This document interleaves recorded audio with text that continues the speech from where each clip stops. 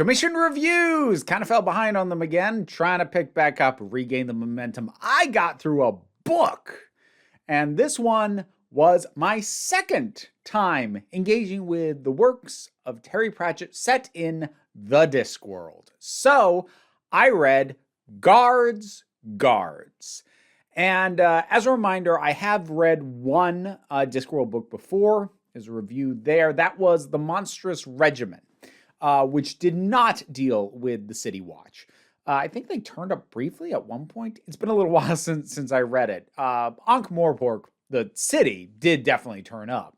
But this is kind of, at least so far as I understand it, like one of the more lauded books, and like one of the ones tend to be recommended to newcomers to the series, and it definitely works for that.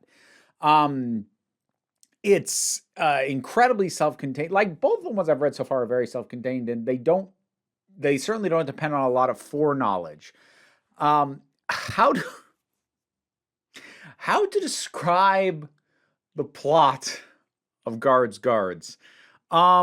There's multiple things going on. There's several different plot lines that converge by the time it's over. So there's a number of things happening. There is a young man who goes by the name of Carrot, who was raised by dwarves, and he has been sent out of the dwarven underground habitation because well, first of all, he's too tall, and he's permanently, and he's been living down there, hunching over all the time, and hitting his head on everything. Besides the fact that he is also human. And what's funny is it's one of those things where, like, it could not possibly be more obvious that he is some kind of destined hero or king or chosen one or true heir or something. Like, there's like an aura around the guy that is this, but like, he's incredibly well-meaning. He also a little dim, at least in this book. I wouldn't call him stupid, but he's very literal. He certainly doesn't understand the ins and outs of city life. So dim is probably a little bit of a harsh way to put it. Not yet acclimated. Let's go with that. So he shows up and he gets sent to Ankh-Morpork to join the City Watch. And he's told that it's this noble pursuit. The three City Watchmen that he deals with, Captain Vimes, Sergeant Colon, and Nobby, they're not exactly admirable people. Vimes is a drunk. Colon he's a decent sergeant, all things concerned, but like he's a follower by nature, and Nobby is just kind of a scuzzy little dude. And that's now where Carrot ends up. And again, like I said, it takes things very literally. So when he gets handed the list of laws, he goes through and sets about trying to memorize the whole thing, and he takes his job very seriously. In a way that nobody is expecting the Watch to take that job, especially because of the way the city runs at this point, which is basically, how do I put this?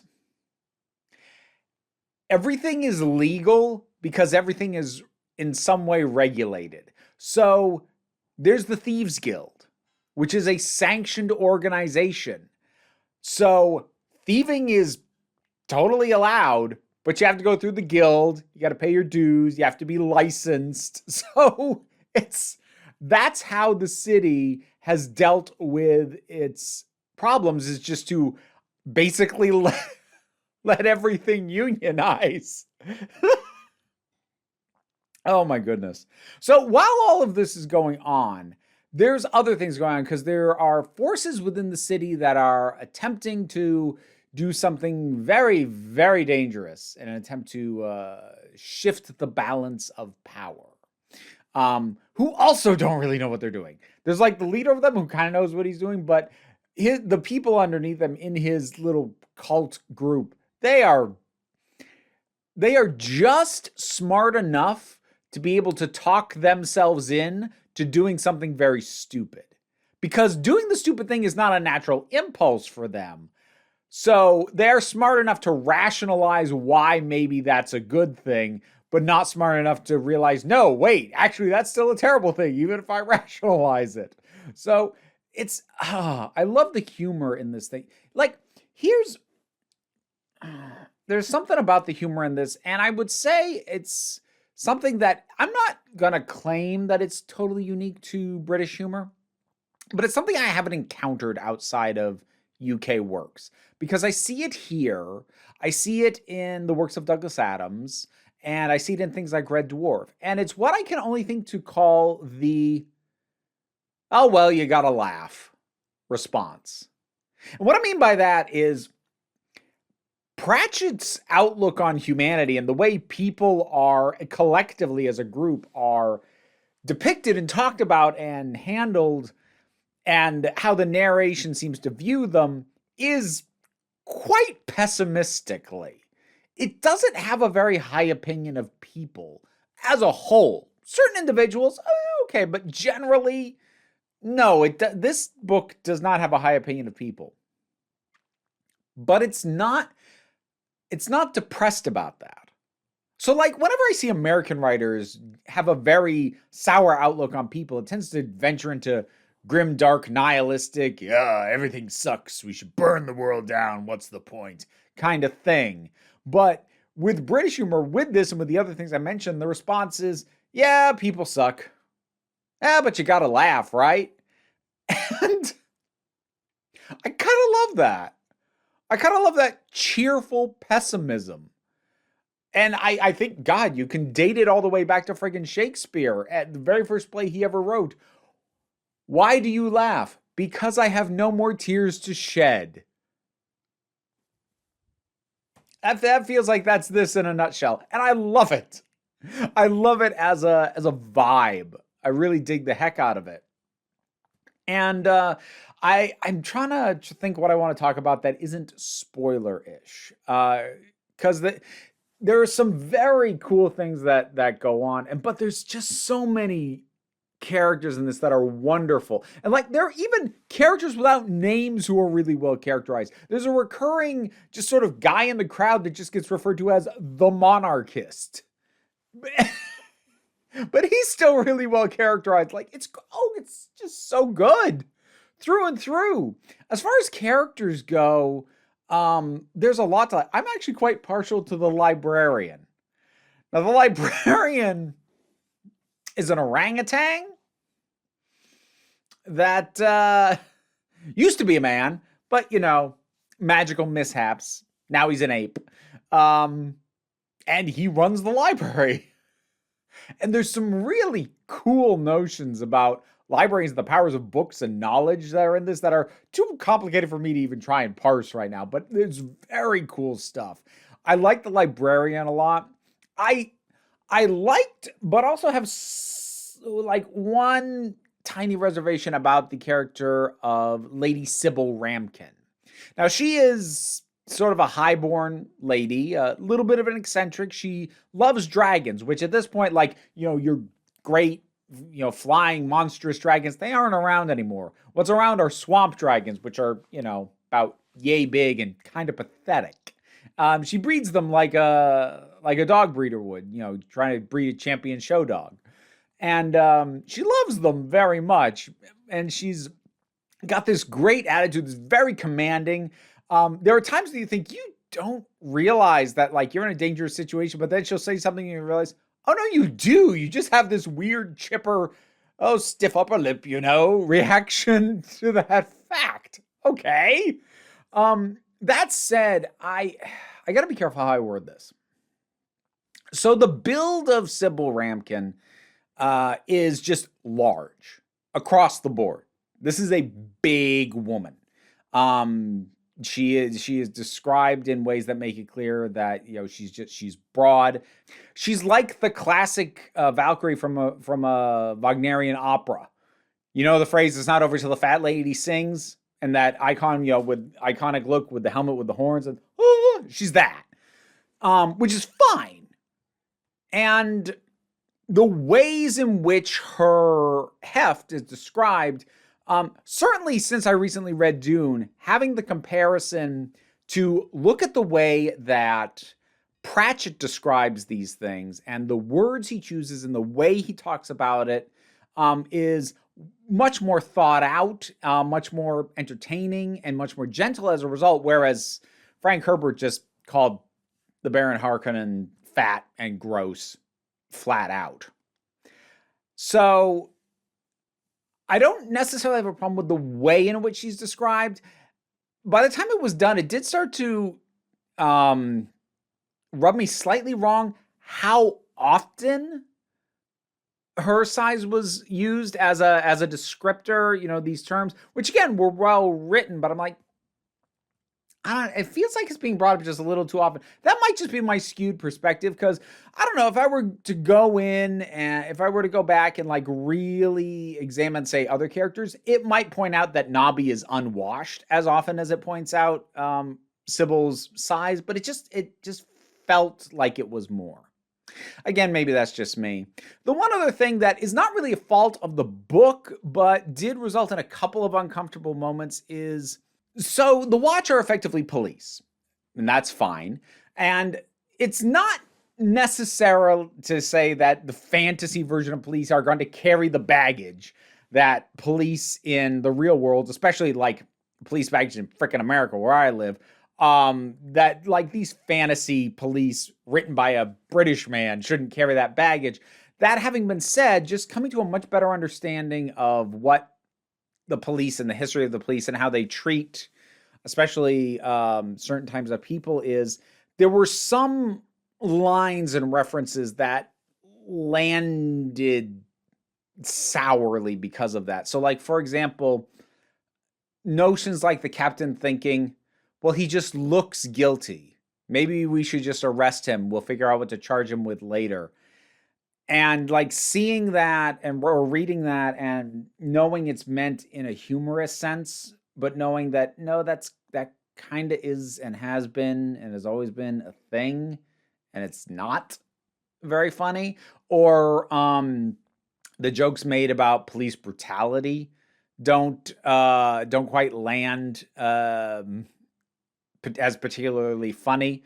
I mean, I would like to think, based off what I know of Terry Pratchett, that he probably would have softened those kinds of jokes were he still alive to be writing these kinds of things. So it's not necessarily something that's wrong with it, especially for the time it was written, but it is something that reads, at least to me, a little bit weirder now.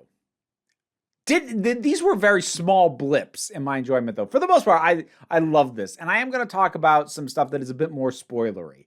So if you haven't read it yet and you want to, do so, or listen to it on Audible. However you want to get that. No, I'm not sponsored. Nobody's freaking sponsoring me. You want to sponsor me? I'll take... I'm for sale. If somebody will buy. Anyways, so... we're going to talk some spoilers now. So the summoning of the Great Dragon, I love on just about every level. I love the brotherhood that is summoning them, and how just discombobulated they are. I loved that the thing just takes over and becomes the new king, and that the people go along with it. That's kind of what I meant by like the narrative has a very dim view and a very negative view of people, because they're like, well, our king's a dragon now. He wants a human sacrifice once a month. Okay. So that kind of thing, we're like, that's terrible, but also presented very humorously. So I really liked that. The just the way dragons were described as being these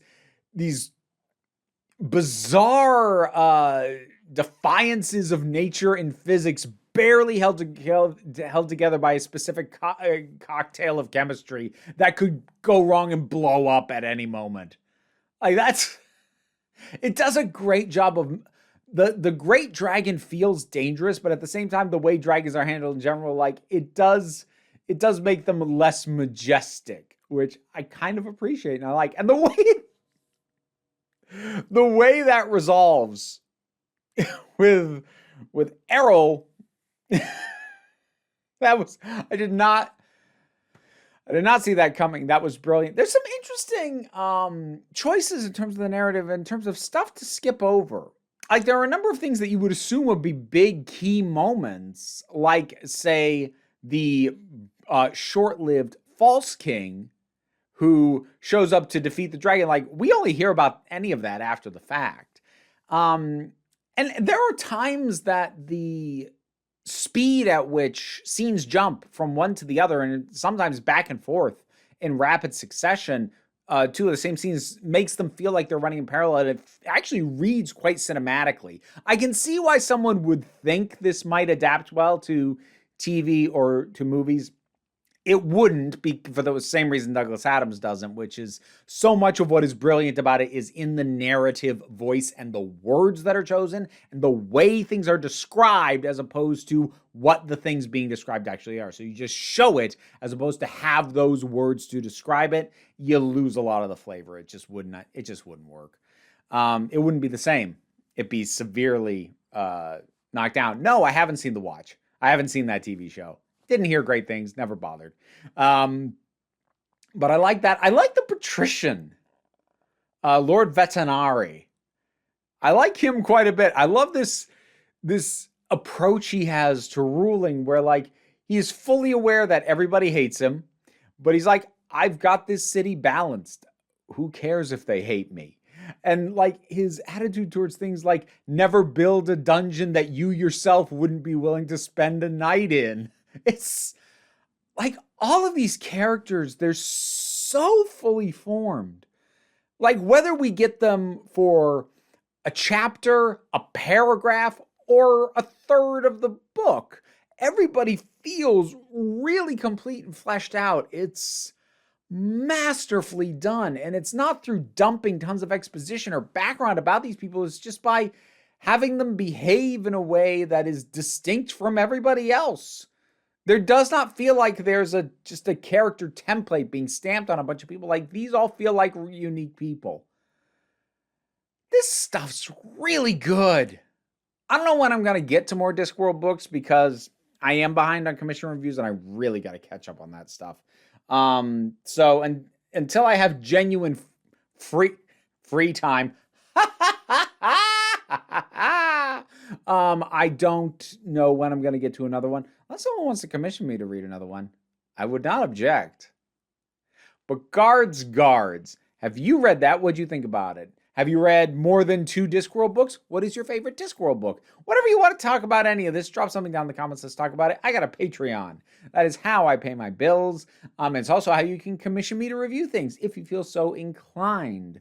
I know I joke that I'm falling behind again. I actually am still in the process of catching up. I'm getting there. In any case, whether you want to support me or not, don't sweat it too much. We take a relaxed attitude around here, so just come on back next time you need a break. Why did I do that? I don't know. What is wrong with you? Hey, if you're sticking around through the credits, might as well hear some names read out. My Patreon helps support this, and in particular, I want to thank Raven McBain, Bookworm, MJ, Tracy Scrabbit, Vincent Paul Bartolucci, Kaylin Schwartz, Edalyn, Robin Moore, Ross Schultz, Shayla Gourlay. Want to hear me mispronounce your name? Check out the rewards on the Patreon.